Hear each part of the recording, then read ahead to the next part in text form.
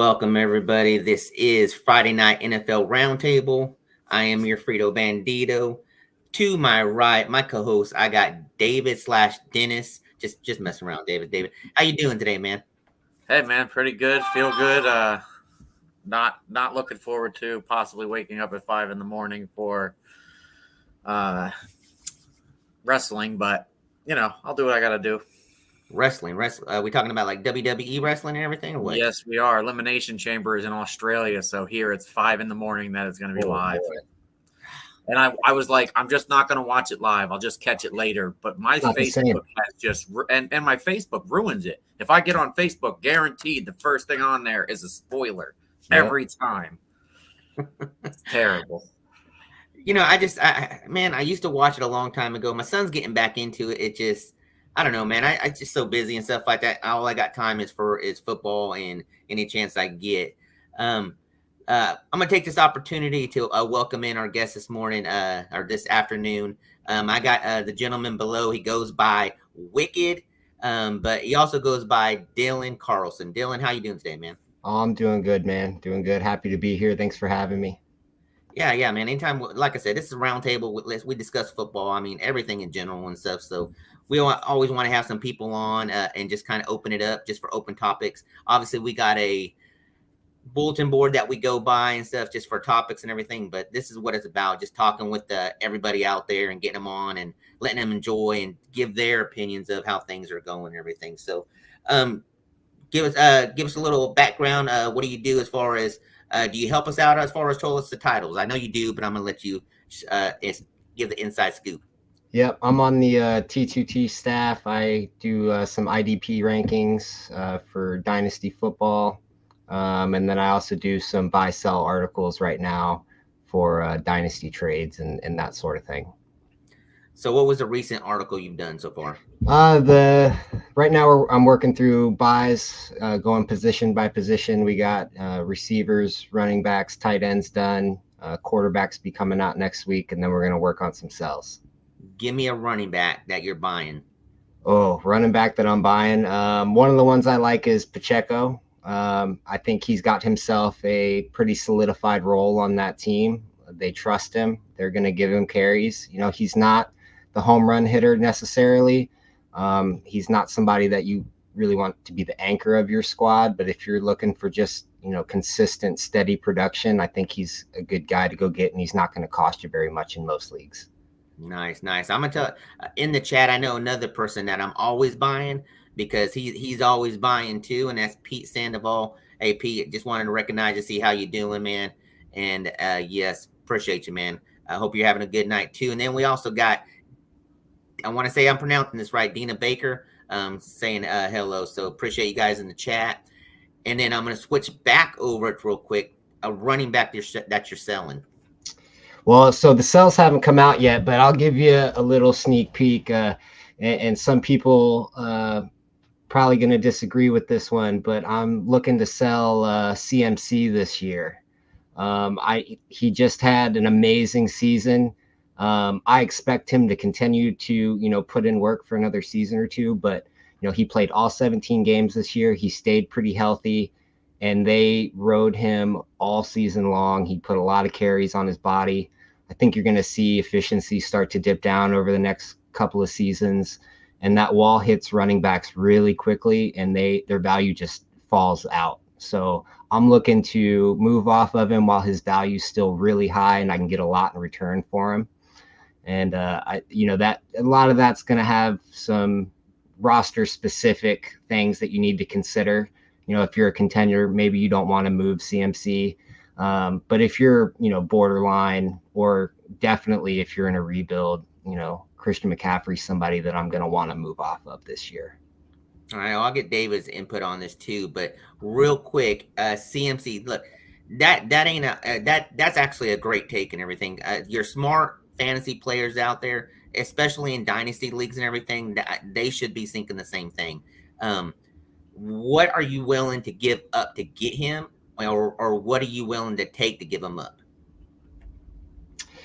Right now the conversation starts at, mid first plus. I think you can still definitely get a good draft pick in the 2024 rookie draft for him, plus a topper at least. If you can find that 49er fan in your league, you can get a lot more than that. And teams that are contenders that have good shot to, go on and win a championship in 2024. Christian McCaffrey is the type of player that they're going to pursue aggressively because they don't necessarily care how he looks 2 years from now. They want his production today. Yeah, 100%, man. I 100% agree with that. David, you got any hot takes with that? No, I don't do too much with the buying and selling. I am new to Dynasty. I know I'm on the Dynasty team, so people, are always like, "What are you doing there?" It's the best way to learn. I jumped right in when they asked me to. So, but Dynasty, I'm new to this year. I joined a few different ones. I picked them all up. I had one that's a startup, but I have one that was a win now, and I traded away my assets, and I won now. I beat the guy. There was one guy who had won like 3 years in a row, top dog, and he's who I ended up facing in the championship, and I toppled him. My other ones are all rebuilds. Somehow I still won 4 or 5 games. I want to say it was mostly because of Texan wide receivers. But I got at least 3 first-round picks in both of those this year. So nice. Yeah, I have CMC in one league and everything. And 2 years ago, guy was trying to take him from me. I mean, he was wanting only to give up 1 round and everything. And it was during that time where he was kind of dealing with injuries. And I was like, no, he's going to have some fresh legs once he gets in. But just like what Dylan said, this is the perfect opportunity after this year to sell high on him and really get your money worth for him and everything. Yeah, I mean, what are the odds that he plays all 17 games 2 seasons in a row? Man, it's not really something that happens for running backs very often. It's such a brutal position. It is. I'm the odds man when it comes to when people are asking odds on wins and takes and everything. I would say for him to playing a full season, I'm putting at about 45%. Yeah, especially with the workload that they give him. They really lean on him when he's available. And as we know, running backs they break down suddenly. I mean, look, Austin Eckler is a great example. A year or 2 ago, he was highly, highly sought after in fantasy football, and he's not worth anything anymore. So with running backs, it's important that you get out while the getting's good, because if you miss that peak window, you can't get it. You're just stuck with them. Yeah, you're 100% right on that and everything. So before we jump in, look, everybody's in the chat, all you Title Tribe members out there, your future Title Tribes that are going to watch these videos and all our videos, make sure you hit the like and subscribe button at Toilets to Titles. Instagram, you can follow us on X, YouTube, Facebook. And if you hadn't have an opportunity, Dylan mentioned earlier, man, join our Gilded Chat by emailing us at toiletstotitles@gmail.com. All right, guys, let's jump into a little bit Super Bowl recap. Wasn't able to hit this last week and everything with the busy schedule I had. So I appreciate you guys both working with me last week. But let's go ahead and do a little bit of Super Bowl recap and everything. David, I'm going to let you lead off with this, man. Tell me your take on how the Super Bowl went to you and what's your take on it. The Super Bowl went exactly like I thought it would.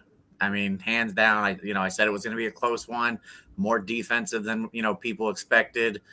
And that the Chiefs were going to pull it out because, again, I trusted Patrick Mahomes and, wow, their kicker's name just flew out of my head, Butker, more than I trusted Moody and Mr. Purdy. Irrelevant. Yeah. Purdy. So, yeah. Hey, I mean, hold on. I almost forgot, and I can't believe I forgot this, but let's give a congratulations to my man, David.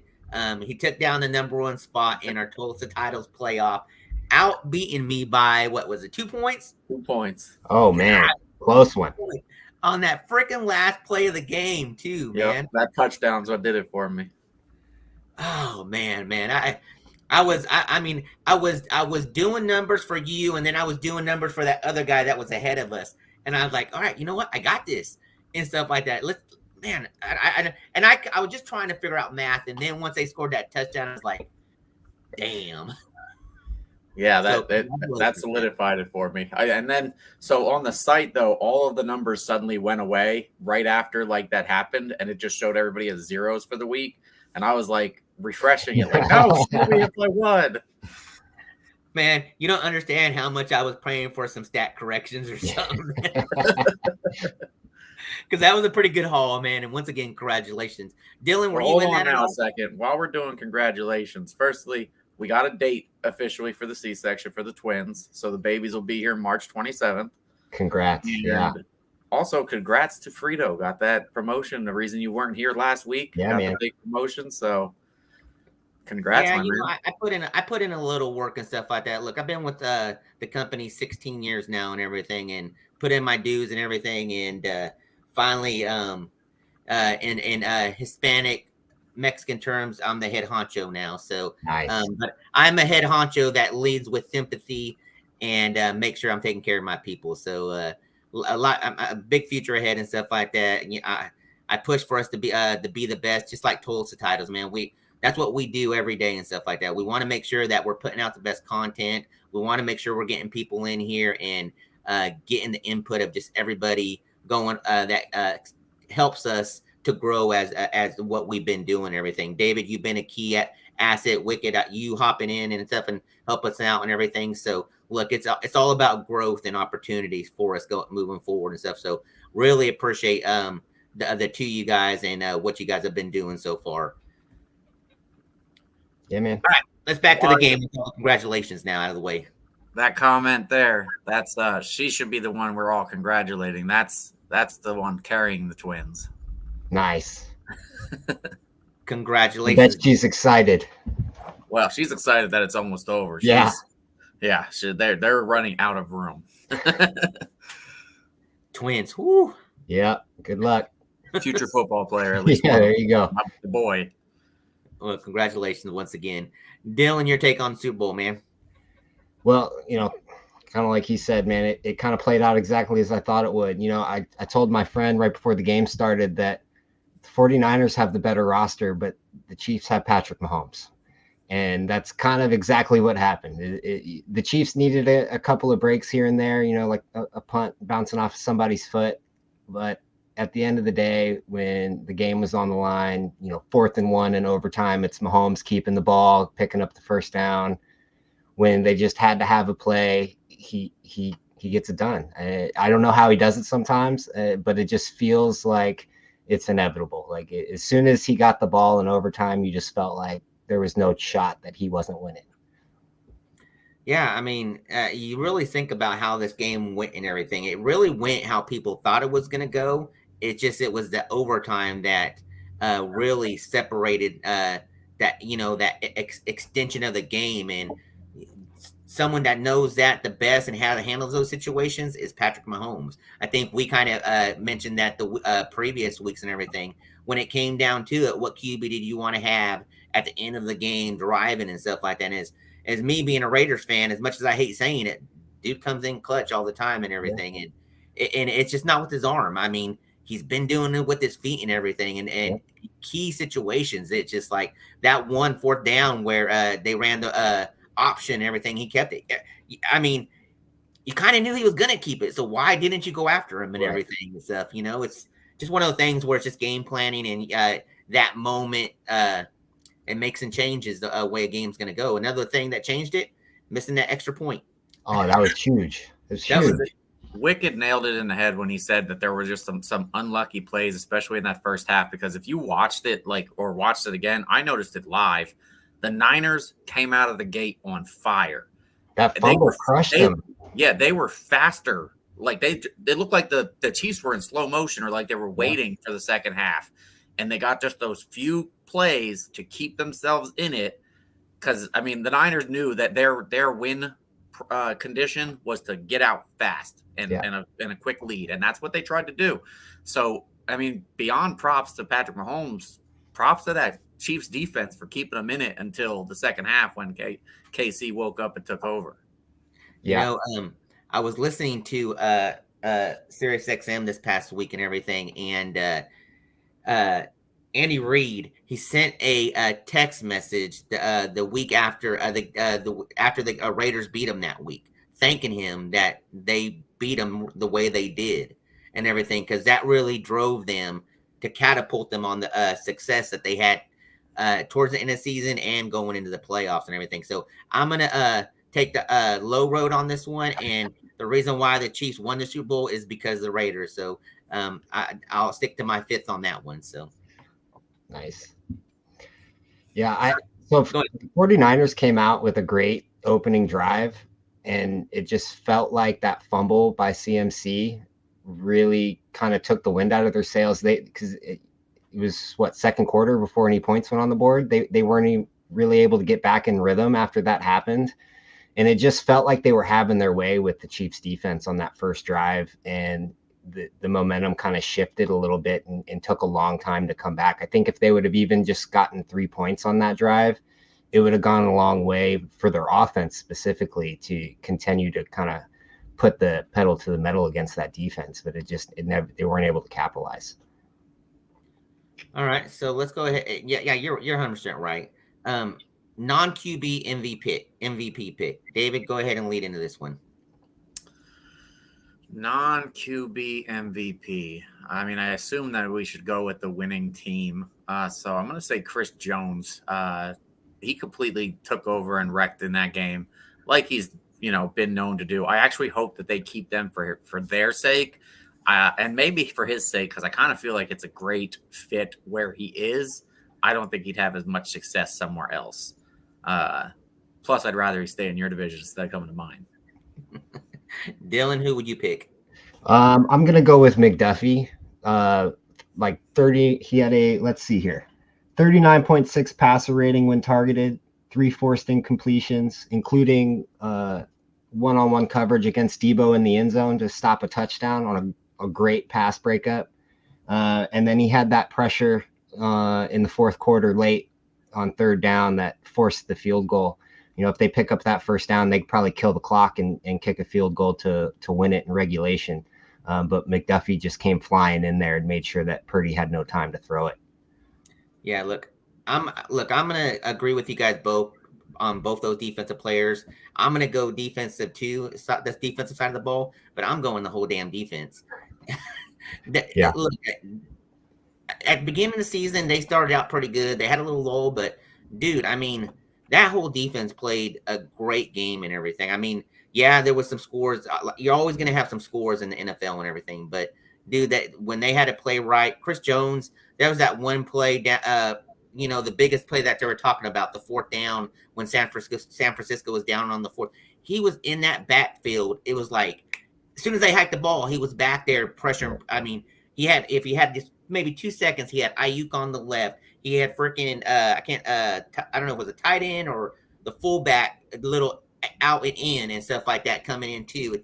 But man, Chris Jones was just wrecking it that drive. So I'm giving it the whole thing defense. So the sad part is, and these are probably the people who it should be given to, is that offensive line. Do you know how much value Mahomes' legs got in the Super Bowl alone? Not to mention the rest of the season, but in the Super Bowl, and how hard it is to not just hold your block, but not get a holding penalty on those plays when the quarterback's everywhere, and you don't know what he's doing back there. You just know you can't hold. This line held up awesome in protection, gave him the holes that he needed, and his legs are probably more of the MVP than just the rest of the quarterback put together. Like, his legs saved the day several times. Yep. All right, so next topic before we move on out of Super Bowl recap is the Travis Kelce versus Andy Reid little spat on the sidelines. If that wasn't Travis Kelce, what happens? David? I mean, he's fined, suspended, whatever you want to say. I mean, he's getting a penalty, and I also think if they lose the game, he's getting a penalty, some kind of fine from the league. They played it off, and we all knew they would. But if they had lost that game, it had been a whole different twist. Yeah. Dylan? Yeah, I mean, I understand, we're passionate, and me and Andy Reid have a great relationship and all the talking points that got put out after the game, but you can't run up on your head coach like that. I mean, he almost took him out on the sideline. At least if it's not somebody the size of like Robert Saleh. Like, if he's that dude who looks like he should be playing the game, yeah, maybe. But Andy Reid, come on now. Yeah. Dude, Andy Reid, after getting that hit, that's the reason why it went the high ground and off of it, because they didn't want to have that happen again and everything, man. Freaking startled him, almost knocked him on his butt and everything. It's just, you know what? We're gonna brush this one under the rug.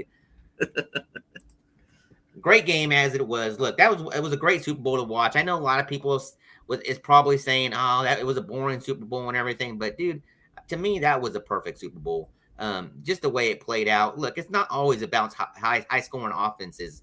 If you really understand the game and watch defense and stuff like that, that was a great defensive game from both sides and everything. Yeah. The one thing that we didn't talk about is the injury to Draylaw, if I'm saying his name right.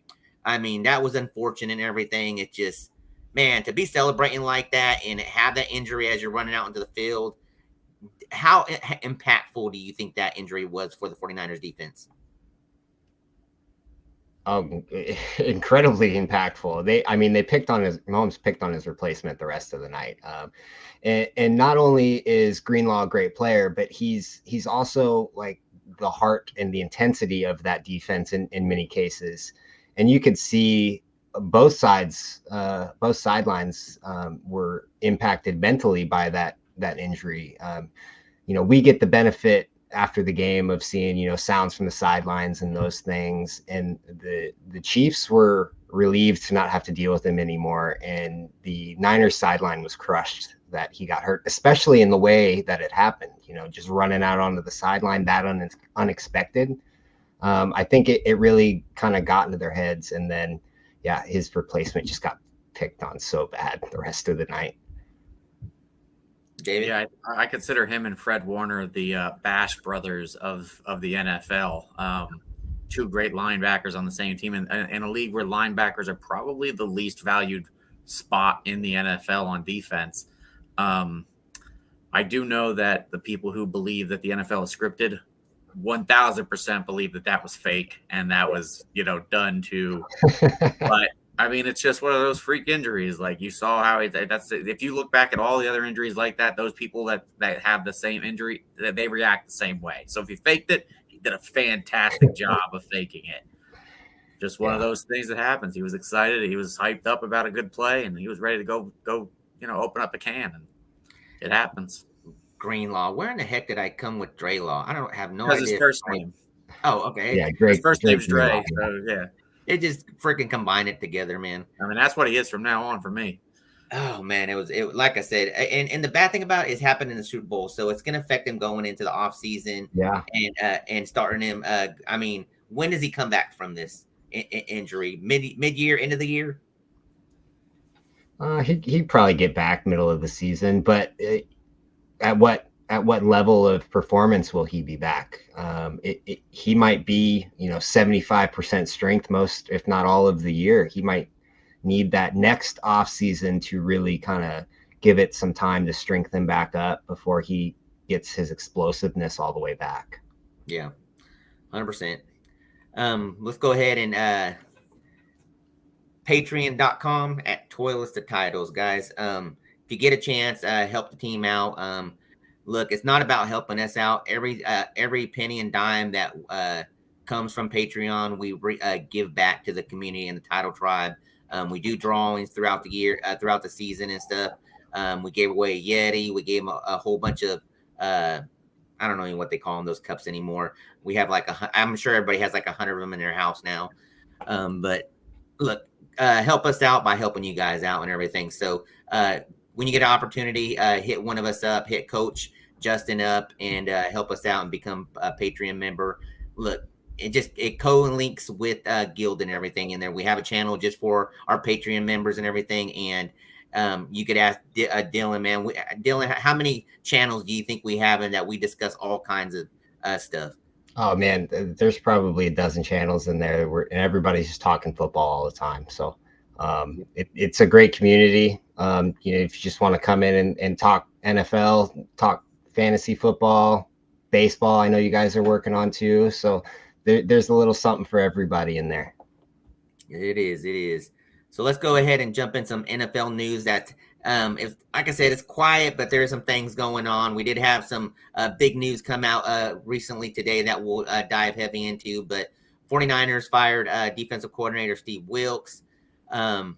Any input, thoughts on that, Dennis? I mean, David? Yeah, just one word, scapegoat. I mean, that's what it comes down to. That defense, sure, it wasn't up to par with the defenses the 2 years before that, from two great defensive minds, but they still were one of the best defenses in the NFL. It wasn't just the defense that lost them the Super Bowl. Their offense couldn't get, fully going either. They just needed a scapegoat, and he was the one. I also feel like with the way the coach said why they were releasing him, I feel like there might have been some internal strife between the two of them. So that we don't know about, just kind of a feeling I have based on how he presented it. But in the end, it was a scapegoat for the team. Dylan, do you agree with that? Yeah, definitely.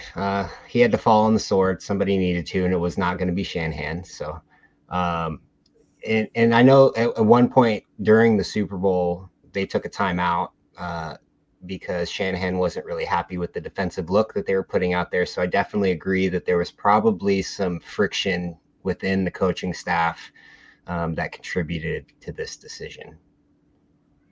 Yeah. All right, we'll go ahead and move on. I'm not going to jump on our next topic because we're going to kind of hit on it as we start discussing salary cap. So we're going to go ahead and jump into some way too early predictions. All right, guys. All right, first thing I want to let's go over some division winners for next year and stuff based off of how the season went, how teams finished. Some finished strong, some finished weak. What do you think is going to happen in free agency? It's a long ways before we go this route, but let's talk division winners. Let's go ahead and start out with the AFC East. We have the Bills, Dolphins, Jets, and Patriots. Dylan, who do you think is going to be winning this division next year? I think the Dolphins are going to take it in 2024. And why? Well, I just think you're going to see that offense raise its floor a little bit. Obviously, we saw that they could be incredibly explosive, dropping 70 points. But down the stretch specifically, they really struggled against some better teams to kind of close the games out. And I think that you're going to see improvement there. I think that offense is going to take another step forward. I think the defense is going to be good enough. And I think that the Bills might be taking a step back this next year, which would really open up the door for Miami. All right, David, who you got for the AFC East? So I don't want to, agree on everything. I think the Jets have a shot if Aaron Rodgers can stay healthy because that defense is legit and has been 2 years in a row now. It's not just a fad. The Robert Saleh knows what he's doing on defense. So I'm not surprised there, but I think that it's going to be the Dolphins. I think that they'll be able to stay healthier going into another year with, continuity, get those defensive guys back because down the stretch, that's what killed them. It was all the injuries. And the Bills, I do think they take a step back. I wouldn't be surprised if they get rid of Stephon Diggs. All right. So a little agreement both on Miami, a little discussion with the Jets. The Jets, the Dolphins, and the Bills are in the lower half of salary cap. So as we discussed this, they're going to have Dolphins and Bills are actually negative with this increase and everything. So they're going to have to make some moves and everything, but they do have an opportunity with what they already got built around with them and everything. Both Allen and Tua. Allen's already has a contract set. I'm drawing a blank on Tua. Does he have a contract set, or will they be discussing it soon? They have to discuss it. They didn't want to do it last year because they wanted to see if he would be able to have a full season without injury. I'm going to say the Jets. Based on if Rodgers could come back and play ball, I'm liking the Jets. They got a good team built around them. Defense is young and strong. They got Breece Hall. They got Garrett Wilson. If he could just keep his legs together and stuff like that, I like Jets to be the surpriser of this division next year. All right, Frito, over-under guy. How many over-under games does Aaron Rodgers have to play for the Jets to win the division? Every single damn game, 100%. All right, guys. AFC North. We got the Ravens, Browns, the Steelers, and the Bengals. I'm not even going to go to David on this one yet. I'm going to go ahead and start with Dylan due to favoritism in this division. So, Dylan, who do you got winning this division? Yeah, I think it's got to be the Ravens. I think their defense is still going to be great. They still have Lamar. I think they need to get him some more receiving help. Zay Flowers has been great, but I think they need to add one more guy that can really be a playmaker for Lamar on the outside. And then that running game is going to be efficient no matter who is the running back on this team, because Lamar creates that for them with his ability to basically keep every handoff if he wants to. All right, David. I hate the Ravens, and I always will. But I think that they lose the division for two reasons. I think they lose it because, and this is, people have not been talking about it, but they lost their offensive and defensive coordinator. That's no small thing. That's a lot of turnover in the coaching department. And the other thing is that the Bengals are going to have Joe Burrow healthy, coming in with a fourth place schedule. I'm not sleeping on the Bengals. I think the Bengals are going to take the division, which also disgusts me, but less so because I hate the Ravens the most. But at least Dina will be happy. As you can see, there's a few Bengals things because of her. Yeah, she's going to get it in there. What's amazing about it is I remember last year at the expo, you guys were there and everything, and you guys are both sporting your teams very proud and everything. So, is it Dina or Dana? Dina. Okay. Dina, I remember the Bengals jersey.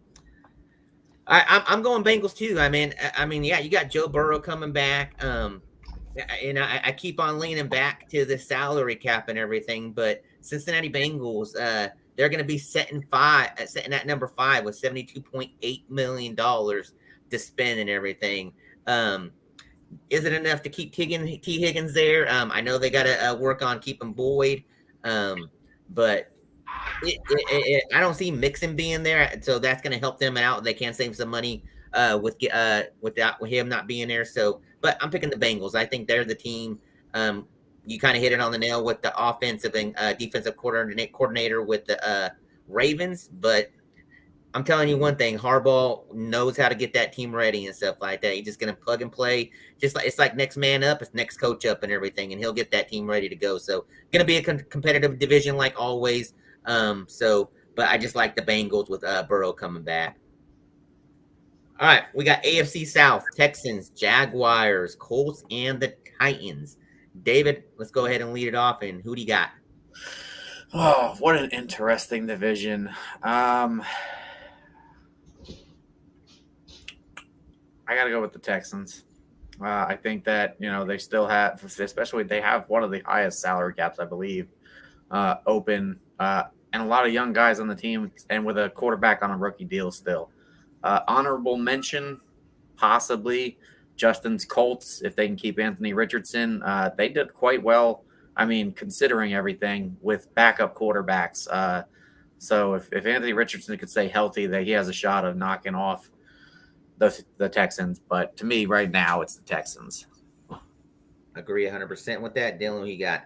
Yeah, I got to agree there as well. The Texans just have such a young, talented squad. It's hungry to win, and they've got a lot of money to spend this offseason, and I think that they're going to load up on some free agent talent. And I think the gap is going to start to widen a little bit between them and second place in that division. What side of the ball do they focus on in free agency, offense or defense? So dollar-wise, I think they probably invest more into their defense. But I do think that they need to get maybe one more receiver and a running back with a little more juice than Dameon Pierce to kind of solidify that offense and make sure Stroud's got everything he needs. You don't think Singletary becomes the main back? I don't. No, I don't. I think he was a rental and he served his purpose. I think they like Pierce. He doesn't have that explosion that you want out of a running back. He's a good grinder. He can break tackles. He does well with contact, but they need somebody that, has that burst to get through the hole and take 175 yards. I think they're going to look to add some speed to that running back room, and I think that they'd like to get one more receiver in there. Tank Dell is electrifying, but he's a small guy, and the concern with him was, could he stay healthy in his rookie season? That concern proved to be valid. I think they want to get one more receiver in there to make sure that Stroud's got the weapons required to compete this year. So this is a good segue here, Frito. Go ahead. Another thing that we've been doing a lot in the Gilded Chat and with Toilets and Titles in general are mock drafts, including not just in fantasy mock drafts, but also drafting for the upcoming NFL draft. We have one right now that we're trying to fill up that we're going to run this week that has 2 rounds. It's a good segue because I had the Texans taking a running back at the end of the first. It was the surprise of the draft. I think they'll wait till the second round because I don't think any of the running backs this year are first round worthy. But I have them also taking a running back, somebody that can possibly take over as the number 1 guy there. So it's interesting and stuff like that because of the fact that you mentioned that. Dylan mentioned them focusing more on defensive in the free agents. I agree. I think that's where they need to focus on, and then focus offensively on the offensive side. But both, say for example, in free agency, focus on defense. But there are some good running backs that are going to be available for them to bring cheap too. Exactly. There's so many running backs hitting free agency, and it's already pretty depressing if you're a running back trying to get paid. With that many names hitting the street at the same time, you're going to be able to get a good back on a 1 or 2 year deal for cheap. Exactly. Now, so breaking that down that way, would you rather have one of those free agency running backs are coming available, or using that pick at the end of the first round for a rookie running back? What's your take on that, David? So if it's between my first round pick or one of the vets, I'm taking a vet. I suggest they do both, not the first rounder, obviously, but maybe 3rd round, 4th round, pick up a running back and grab a vet. Get them both in there. I've heard a lot of talk of linking them to Saquon Barkley specifically. That'd be so nice. I think that would be a great play for that team and everything, to add his skill set and veteran skills that he has that could bring over into that team. That would be a great that would be great for the offense, to be honest with you. All right, guys, let's jump over into the AFC West, my favorite. We have the Chiefs, the Raiders, the Broncos, and the Chargers. I'm gonna start this one out. I'm going Raiders all the way. No, I'm just playing. Look, until we got to beat the Chiefs. We did beat them once and stuff. That's a team we got to beat. And until I see how our offseason goes and everything, and I see it on the field, the Chiefs is the team to beat in that division. And once we're able to beat them, then I'll start picking the Raiders over them.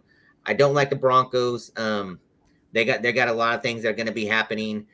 Chargers is the same as always. We always say that they're the team that could probably knock off the Chiefs, but once again, they're going to be in a lot of turmoil. They're going to be going through changes with Harbaugh. So I like to see how their offense is going to work out through the season and everything. And then until proven otherwise, Chiefs is winning this division. Dylan, you have any take on that? Yeah, I mean, you can't really count out the back-to-back Super Bowl champions. So, I mean, this past season was the most vulnerable the Chiefs roster has looked in a long time, and they won the Super Bowl. So, I mean, how can you not say that they're going to take the division next year? Yeah. David? If anybody can do it, it would be Harbaugh, especially coming in. He's going to trade Herbert, bring in J.J. McCarthy for him, have a little bit of fun. No, he's not going to do that. If he does that, he's an idiot. I think that he has a rebuild ahead of him for, a little while, and he is not coming in a great cap space. They're definitely going to have to clear out some of these guys. Mike Williams is, as far as I'm concerned, the top one. He's got to go. Yeah, he's too injury prone and cost way too much against the cap. But they got a bunch of guys. I know Bosa might end up get going because it's just as a cap casualty. That would be crazy, but it's possible. So it's the Chiefs until it's not. The biggest thing that they got to get rid of is Khalil Mack. I mean, he's taking up a big hit of it. So, yeah. Well, somebody also linked him. I was reading earlier to the Texans. Can you imagine Khalil Mack on one side and McDonald on the other? That's true, but I don't know if we want to take that hit. But I would almost prefer him to end his career back with the Raiders and everything. I would hope we could kind of make something happen, but that's going to take a lot of work to do that. So, yeah, look, it is what it is and stuff like that. So we'll go ahead and move over to the NFC. We're going to start out with the NFC East: the Cowboys, Eagles, the Giants, and the Commanders. Who's winning this division, Dylan? I'm going to go with Dallas. I think it's going to be a tight race between them and the Eagles. But I think that Dallas is going to have the better team. I think they're going to have the better defense. I think Mike Zimmer is going to do a lot to help them with their biggest issue from last year, and that was stopping the run. I think his philosophy is going to work a lot better against some of these more advanced offenses. But I would not be surprised if this division is still up for grabs the last week or two of the season. David? I think the Cowboys are probably going to be the most talented team in that division still.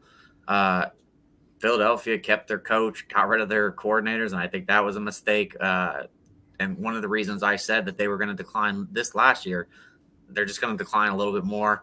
I want to say it's going to be the Commanders to win the division, just because this division, they don't have repeat winners. They haven't in, what, 15, been a long time. A while.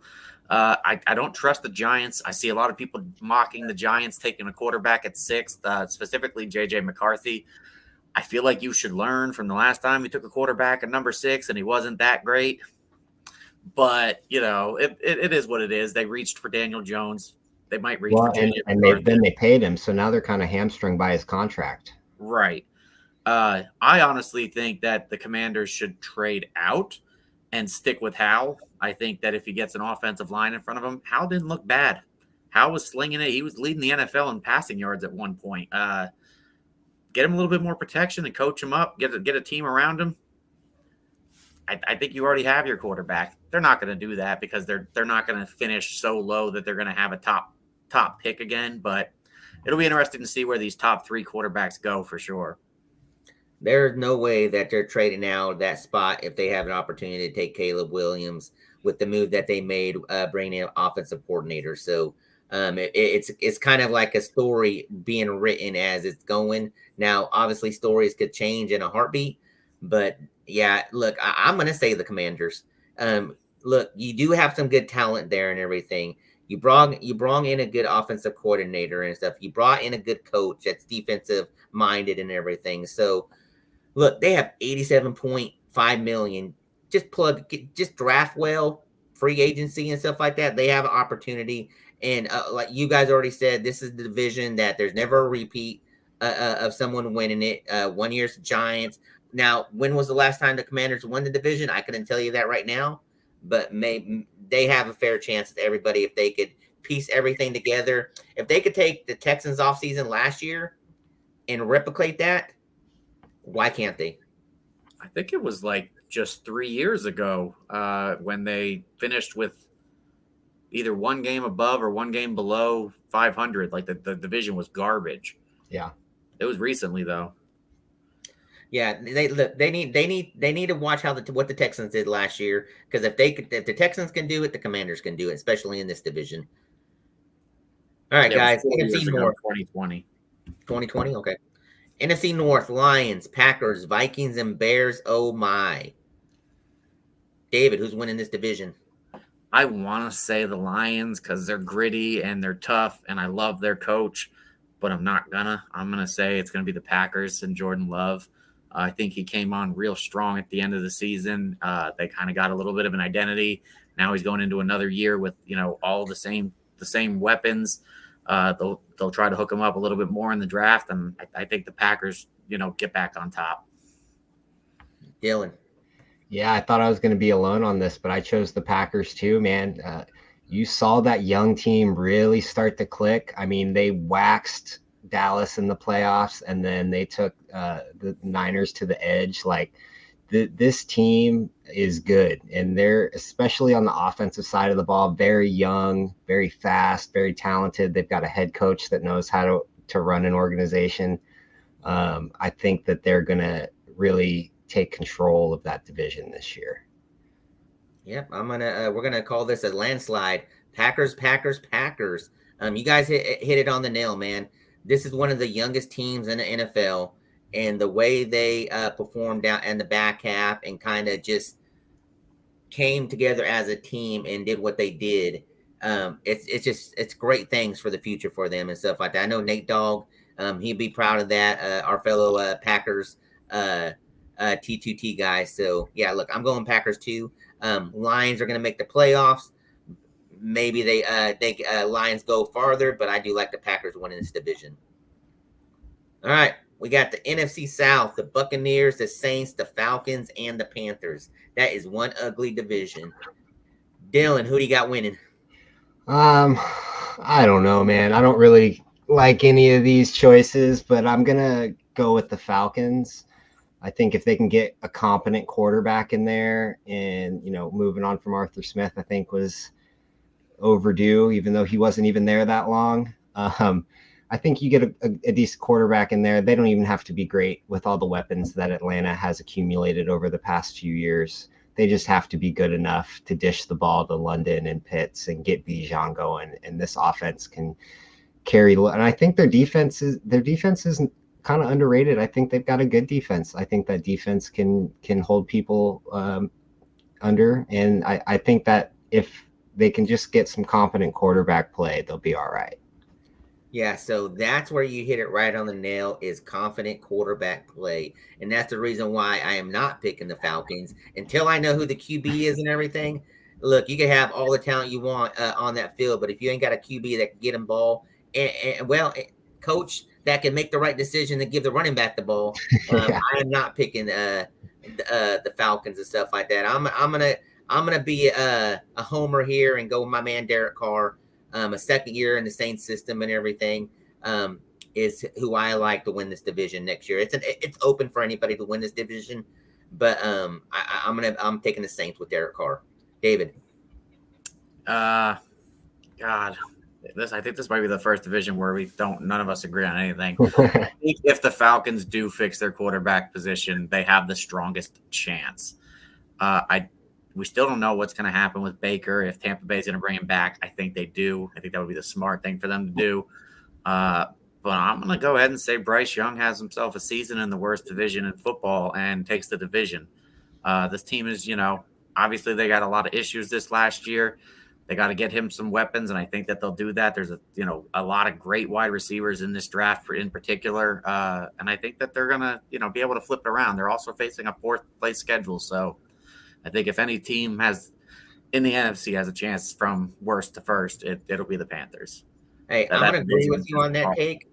I'm going to agree with you on that take just because of the fact with you and me in card collecting, I need Bryce Young to freaking have a bounce back season for these cards to be worth something, man. Come on, man. That's true. He plummeted, man. All right, guys, let's go ahead and jump into the last division. Probably the best division, I would say, in the NFC right now is the 49ers, Rams, Seahawks, and Cardinals. Dylan, who you got? So I'm going to take the 49ers, but I think it's going to be a lot closer than maybe some people are anticipating this year.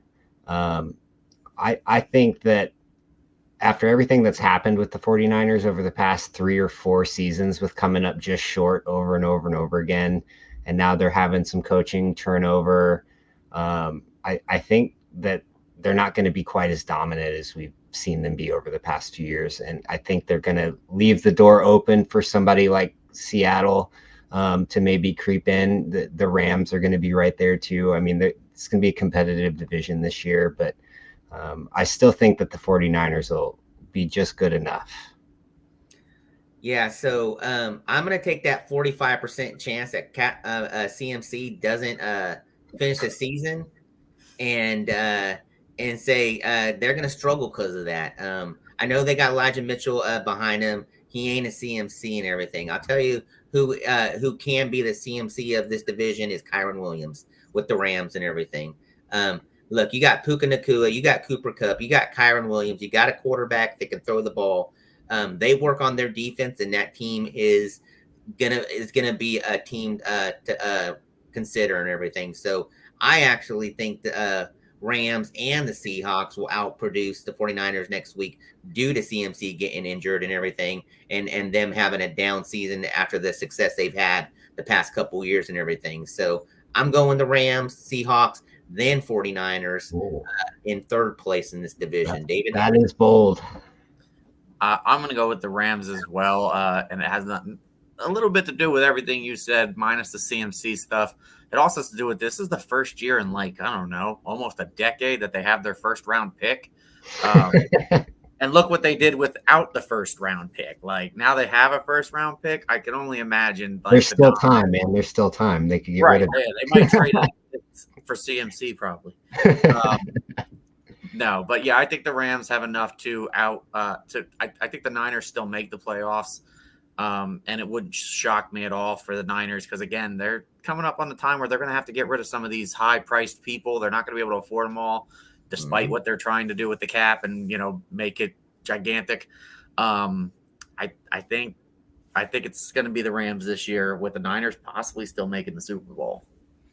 Now, I didn't say they weren't going to make the playoffs. I just said the Rams and the Seahawks were going to be above them within the division. I see all three of these teams making the playoffs. Who's your last wild card team from the NFC? We'll discuss that. I'm just saying you're leaving out in your scenario. You're leaving out Dallas, Philly. The Lions, only one of those teams is going to make it. There's a lot of teams there, a lot of quality. Hey, you remember when last year when we said AFC was the dominant over the NFC and stuff like that? That ain't the case anymore and stuff like that. You got some solid NFC teams that have really bounced back the last year that has made the AFC and NFC more balanced. Yes, the AFC still has tons of talent, but the NFC is toe-to-toe with them this past year with everything that they've done. And a year ago, we probably weren't having that discussion. Yeah, except for against the Ravens, who smashed every NFC team they played. Yeah. All right. That was division winners. We're going to plug through these next two because we are running along, guys. Wild card teams. AFC wild cards, David. I'm always going to say my Steelers are in it because we have Mike Tomlin. We're going to win 9 games. We're going to be in the playoff race. I'm going to say the Ravens. And then I'm going to say, I feel like the Bills are going to fall off. Maybe from there. I think the Jags sneak in. I think they give the Texans a run for their money. That's depending on Anthony Richardson. If he stays healthy all year, I think it's the Colts over the Jags. All right. Dylan. I got the Bills, Bengals, and Chargers coming in the wild card spots. Bengals, Bills, and Cardinals. All right. Chargers. Chargers. There you go. Chargers. All right. I am going Bengals too. I'm actually going to say the Steelers, but I'm going to say the Raiders. Look, if the defense could step up the way they finished and stuff, the momentum that got going, I'm being a homer here. I'm not going to say anybody else but the Raiders. So we'll just leave it like that, guys. Super Bowl 59 prediction. Dylan, who you got in Super Bowl? I'm going to say Chiefs over Packers. Chiefs over Packers. David. They're going to get that three-peat. I'm going to say the three-peat's going to be ruined. I think it's quite possibly Niners over Chiefs in a third matchup. All right. I am going to say Rams playing against the Bengals, and the Bengals win the Super Bowl. Well, you just made Dina's day. That's the only reason why I made the decision, because of your wife having 2 kids. I want to make sure she's happy right now for you. I will say the reason I don't have the Bengals going to the Super Bowl, even though I have them winning the division, is entirely on the fact that they lost their offensive coordinator. All right. So let's go ahead and close this out with the NFL team. NFL teams updated salary cap space for 2024 free agency. Huge jump. Huge jump. 20+ million. The new cap is at 255 million.4. All right. I'm just gonna name a few teams. At top, we got Washington Commanders at 87.05 million. You got 3 teams that are at 80 plus with the Chicago Bears and New England. Couple call outs there. Texans got 67. You guys have the list in front of you guys right here. Kansas City has 27.7 million with this increase, all the way down to Buffalo Bills at the end with the 41.7 million miss. You got 1, 2, 3, 4, 5, 6, 7 teams that is going to be having to make a lot of changes and everything. What are some teams that you guys are excited about during free agency with the cap space that they got, and teams that you're worried about? David. I'm less excited about free agency. I feel like a lot of these guys, one of my favorite things about free agency is these top name guys going other places. And now the teams that they're already comfortable with can afford them. Whereas it was looking like they couldn't. T. Higgins quite possibly is going to stay a Bengal now. Michael Pittman's going to stay a Colt. Chris Jones, they can now afford in Kansas City. So I feel like there's going to be less moves this year, or the opposite's going to happen. And we're going to see some blossoming contracts, like record-breaking contracts for different positions. Because while the Kansas City Chiefs can now afford Chris Jones, other teams can afford to pay Chris Jones more money. Yeah. So there's going to be some people, and you're going to see who the people who are, I'm faithful to my team, they can afford what I wanted, I'm going to stay here, and the people are going to be like, ooh, I get that green over there. So I mean, it'll be an interesting to see which way it goes. If people stick with their teams, accepting the money that they would have made originally, or if they go elsewhere. I just feel like there's going to be less big free agency moves now that teams can afford their homegrown players. All right, Dylan, continue with that and everything. But over to the right, I got a list of the top 24 NFL free agency players coming out and some notables and stuff like that. Your take on the cap, and does any of these stand out on getting a huge payday? And I'm going to end it with this. Who gets paid more, offensive free agency players or defensive players? So I think the massive increase in cap is going to do exactly what David said. There's going to be so much more opportunity for clubs to re-sign their own players. You're not going to see as many people available in free agency as maybe you expected, because a guy like T. Higgins can re-sign now instead of testing free agency waters. I also think you're going to see some unreasonable contracts handed out by these teams that have an enormous amount of cap space. Yeah, I would not be surprised to see, the Patriots hand out a market value plus type of deal to somebody just because they need to spend money. A lot of these free agents that you've got listed here, I think are going to stay with their teams. I think you might have a couple like Mike Evans. I think he might leave, but I mean, he's been with the Bucs his whole life. I don't necessarily think that he wants to go anywhere else. He's established there. Most of the guys that are going to be leaving are running backs because they don't want to get paid. They can't get paid by their current clubs typically. Running backs usually use, abuse, and then set them free for the next team. I think somebody like Saquon's going to get a big deal just because one of these teams needs to spend some money. But I think for the most part, these guys are going to get re-signed by their teams. I think maybe one of the bigger name free agents might end up being Chase Young, because I'm not sure that the Niners are going to want to pay him what he's going to ask for.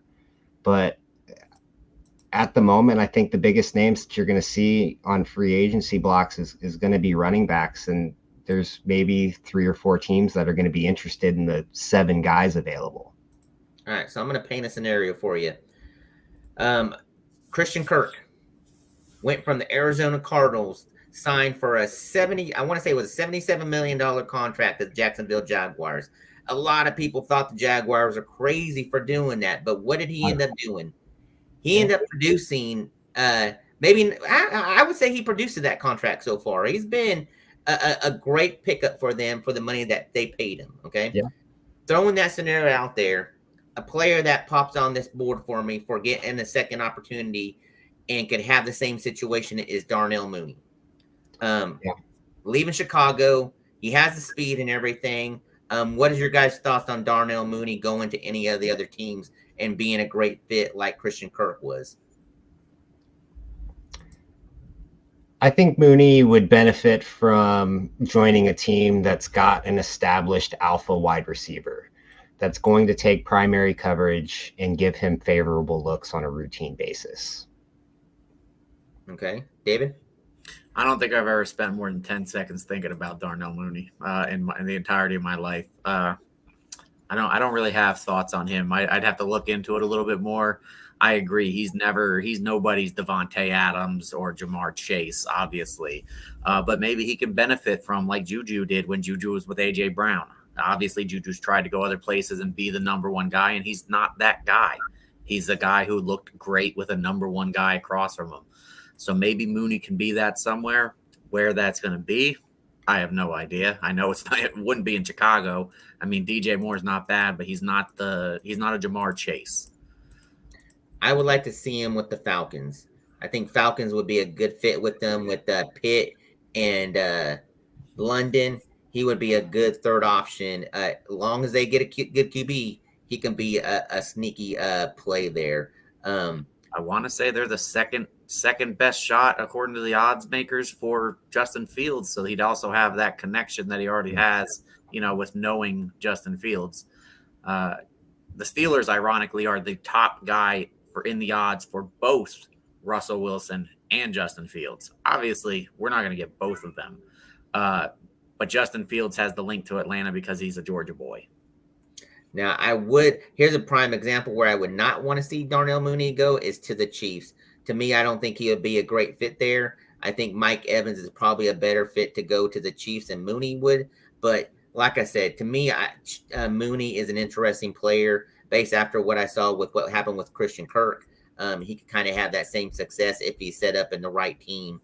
Kind of like what you said, as long as they have a solid one and everything. Calvin Ridley is another candidate on this list and everything that has a good chance to go anywhere and really step in and kind of already going to have a good season. Look, it was his first season back last year. Everybody was saying he was going to be this outstanding player and stuff like that. He was going to be the number one. It was more like a 1A, 1B kind of setup for them in Jacksonville. But now with the year under his belt, I would love to take an opportunity with him. He would be a buy low candidate for me. If you get him from the right team, knowing that he's already had a year under his belt coming back from his shenanigans that he had the seasons before and everything. So, yeah, I wouldn't be surprised if he re-signed with the Jaguars if they don't have some sort of like hush-hush deal where they release him and then he comes back so that they don't have to ship that draft pick.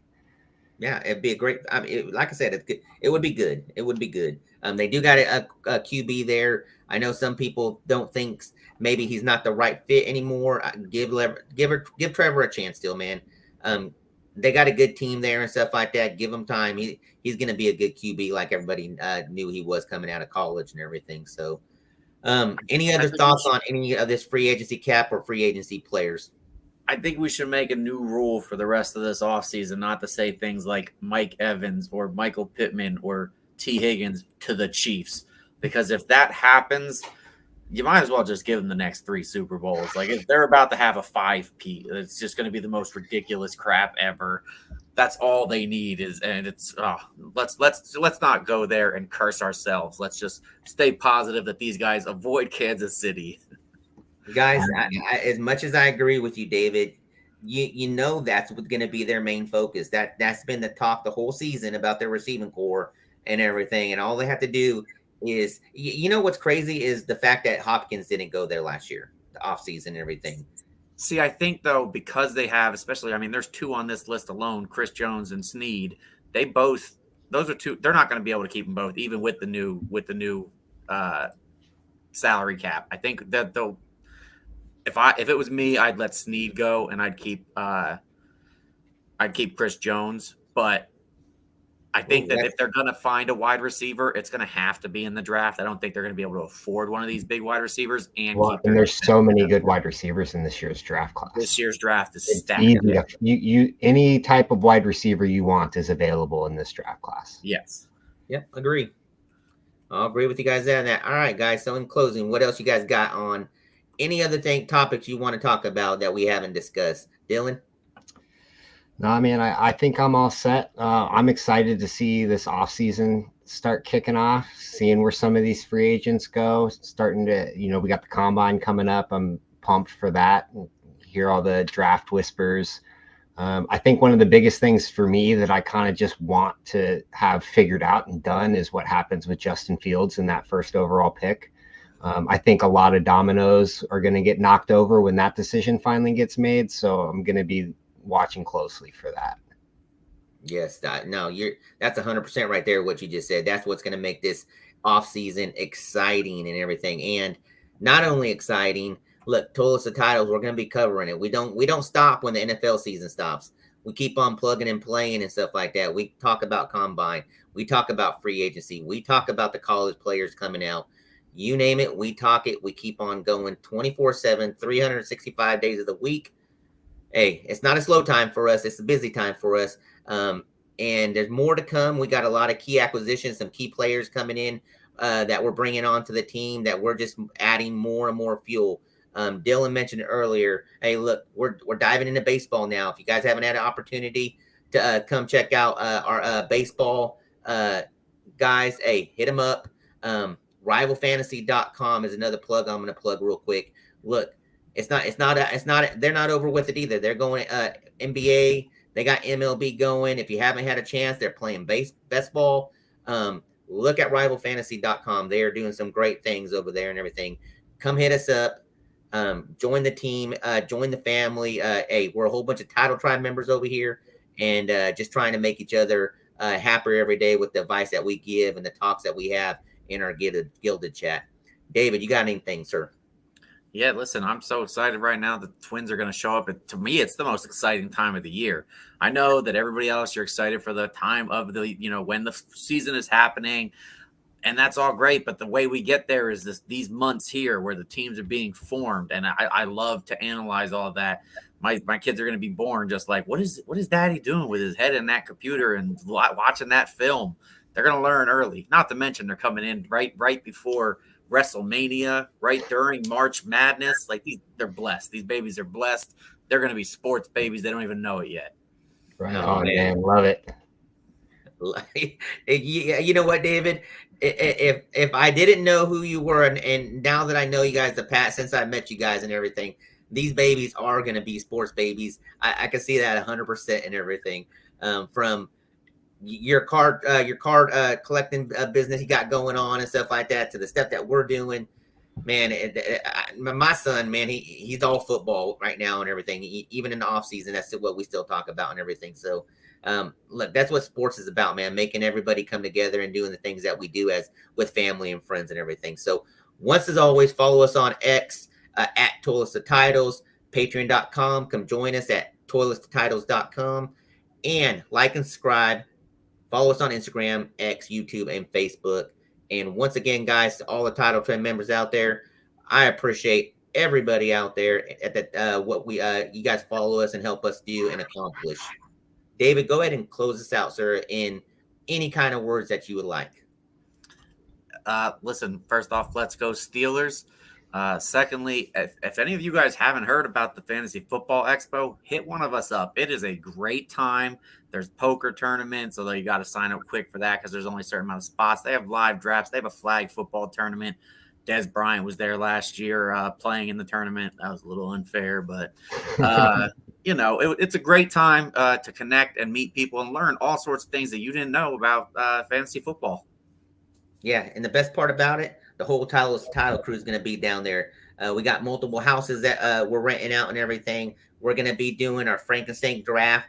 If you don't know about the Frankenstein draft, man, it's a whole other league on its own and everything. Come join us and be part of the family. With that, appreciate everybody being here. Guys, I appreciate both you guys being here. And y'all have a good night and enjoy the week.